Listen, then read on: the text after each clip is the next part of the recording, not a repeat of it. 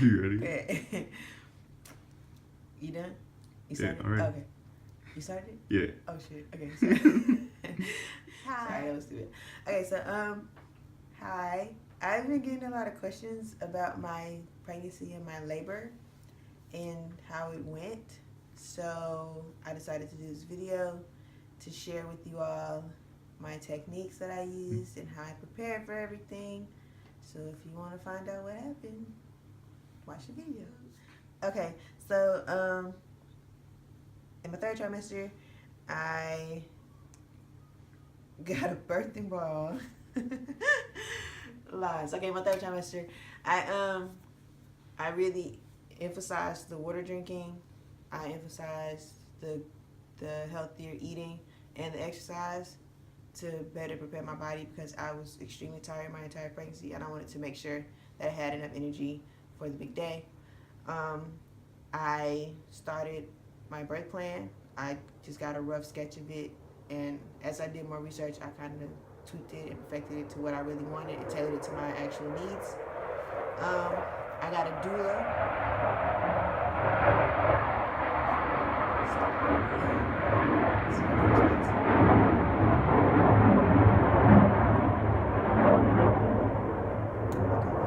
So, I got a doula.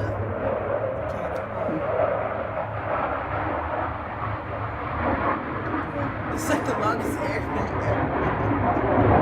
They like circling the house. Really? Okay, so I got a doula, and I ended up getting two for the price of one. Because they both wanted to experience a birth. And they taught me several techniques to use, which I will mention later.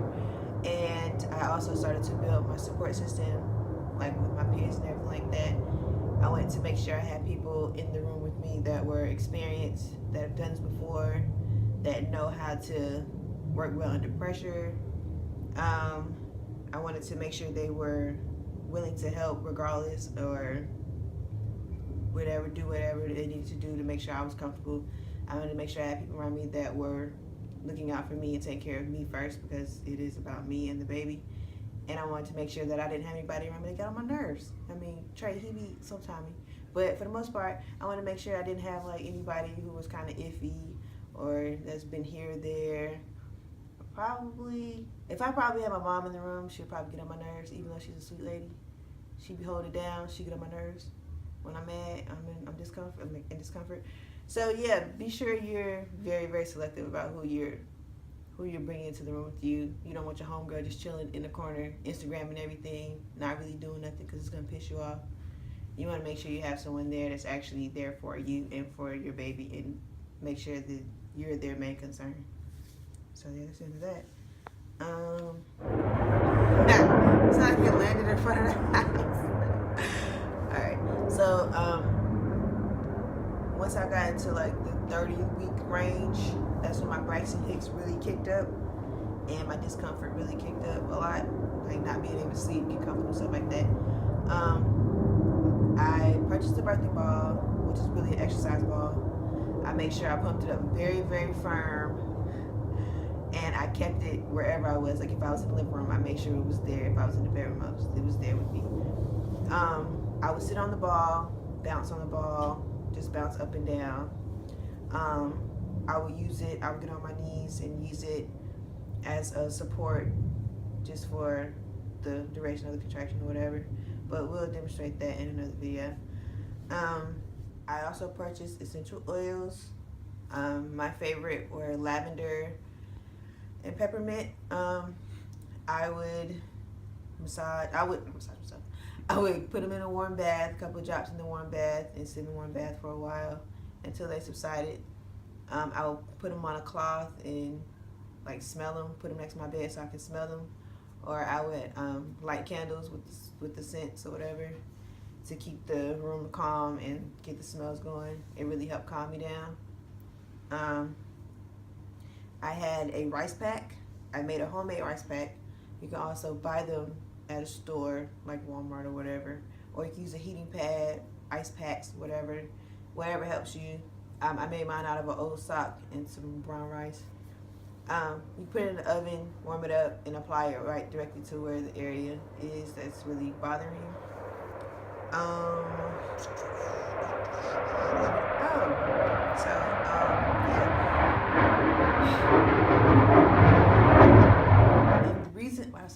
And the reason I emphasize relaxation and making sure you calm yourself down is because you don't want to go against what your body's naturally doing. Your body's naturally meant to give birth and to do these things. So it's going to release the hormones and the chemicals needed to help subside the pain and to help you cope. So as long as you're fighting against what your body's naturally trying to do, you're going to make things worse. So what you want to do is just relax yourself. Make sure you tell yourself that everything's okay and let your body do what it's trying to do. Just let it do its job, basically. You don't want to go against what it's already trying to do. Like, it's trying to get your body's preparing itself for birth. So if you stop it from doing that, you're just going to make your birth that much harder, or you're going to make your body work that much harder to do what it really naturally needs to do. So just make sure that you always try to relax yourself and just go with the flow of it. Listen to your body and let it do what it's trying to do. You hungry?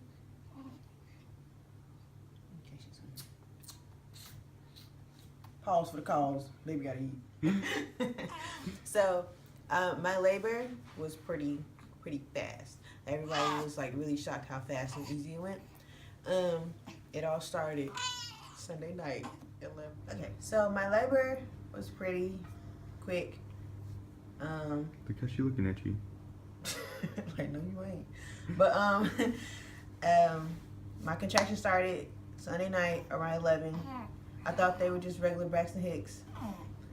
Before I actually went into labor, when I would have really bad Braxton Hicks, I would do the aromatherapy baths, the massages, or the rice pack.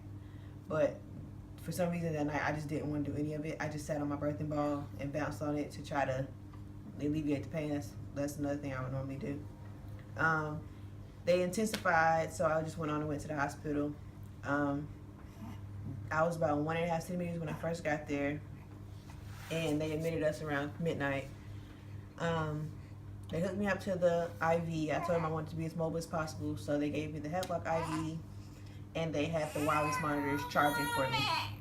Really? Okay, I'm sorry. I shouted. You all right? No? What happened? Okay. No? You gonna chill? Well, so when I got in there, they put me in the bed, and as soon as my nurse came in, I asked for a birthing ball because I didn't bring mine with me. They brought it in, and I immediately got on the birthing ball, and I bounced and I rolled my hips on the birthing ball the entire time. They gave me my antibiotic around 1 a.m. and by 4 a.m. I was about 5 centimeters. At that point, they intensified a little bit more, so I decided to try the shower. I hopped in the shower for about 30 minutes. They put the wireless monitors on me, and I hopped in the shower for about 30 minutes. It did really help, kind of made it worse, but I did have Trey and the dudes there with me, so it kind of helped me relax a bit. But the contractions were way too bad. So I decided to get back on the birthing ball. But by that time, I had to get on the bed so they can check me again because they wanted to see how far I progressed. At that time, I was about 7, something like that, 6 or 7. And they told me to stay on the bed. I wanted to get on the ball, but they told me to stay on the bed. So they had to hook me back up to the monitors because the wireless monitors, I think they were having issues with it. So I had to stay on the bed. And I labored in the bed for about, I'd say 2 more hours. And they checked me. My doctor came in. They checked me again, and I was at 8. Just that fast. And my doctor was like, all right, cool. I'm about to leave out, take a shower, come back, blah, blah. I was like, all right, cool. At that point, the contractions were just killing me softly.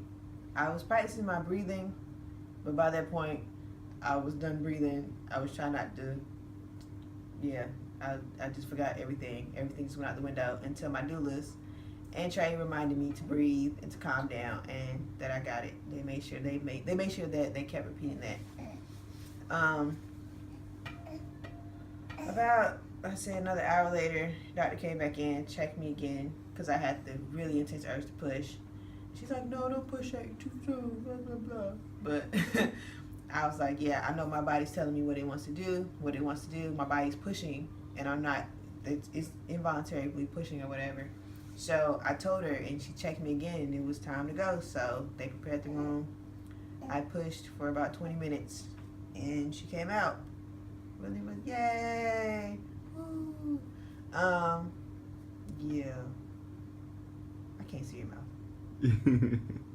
Burning pains. Oh, shoot. Okay. So while I was pushing, it didn't feel like anything in the beginning. It felt really, really good to push against the contraction. It felt really, really good. But once she started crowning, it burned. It burned. And my doctor just kept telling me, that's a good thing. That's a good thing. Okay. I'm coming back. It's a good thing. That means she's coming down. She's about to be out. And it burned. She kept calling it the ring of fire. I didn't really like that term, but that's what she kept calling it. Are you? Yes, ma'am. Yes, ma'am. Okay. That was the most painful part to me. Not really anything else, but that ring of fire was the worst. I could do everything else, but I couldn't breathe through it. I couldn't mantra my way through it. I had to scream. I was holding my breath. I was like, F it, I can't. But once her head got through, everything was just back to smooth sailing. Just pushed right out. She pushed right out, and it was over. Yay! Didn't really get too many tears or anything like that. Just real superficial tears. I got a couple of stitches, but they weren't serious. My placenta came right out. I delayed cord clamping for as long as I could. I did immediate chest to chest. I delayed all of her exams and everything like that for a while. I breastfed immediately and she latched great, so it was pretty cool. I followed my birth plan almost to the T, really, except for a couple of things, but I was satisfied by the way it went. I don't know about anybody else, but I was happy with you. The major things that I used for pain management were ambiance, which is like we had some candles popping. They were flameless candles, of course. They were candles. Right. They were candles. My doulas and Trey, they alternated by with massaging me while I was on the birthing ball. They massaged my back, my lower back, and Trey would like rub my hand. For some reason, that would really help me.